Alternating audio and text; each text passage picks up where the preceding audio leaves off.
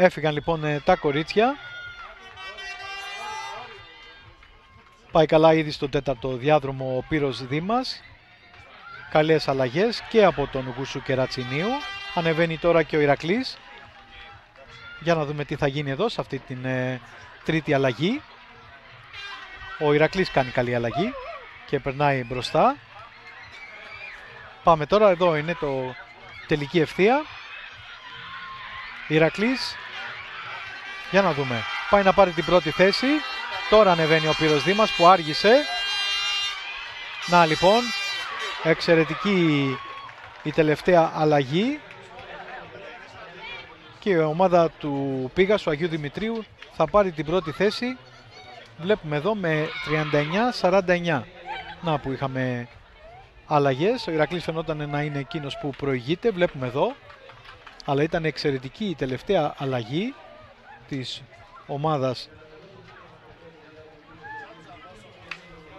του Πήγασου, που είχε κιόλας την Ανδρονίκη Γιαννοπούλου, που την είδαμε νωρίτερα να διακρίνεται.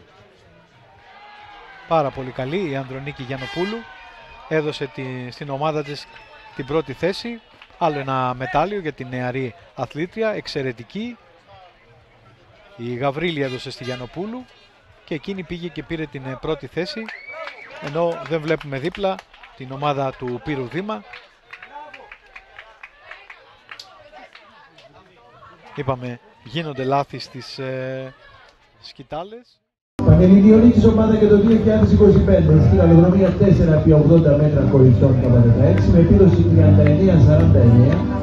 39-49, αποτελούμενη από τη Μαρία Γεωργοπούλου, Δέσποινα Γαβρίλη, Έλενα Γαβρίλη και Ανδρονίκη Γιαννοπούλου, Γυμναστικός Σύλλογος Πήγασου Αγίου Δημητρίου Αττικής.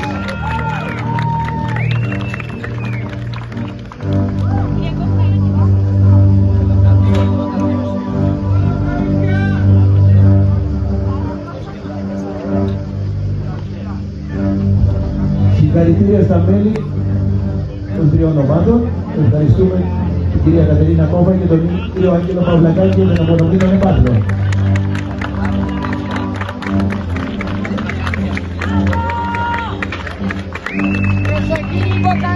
Συλλογωμένα αποτελέσματα στη σκηταλοδρομία 4x80 μέτρα αγωριών K16, την πρώτη θέση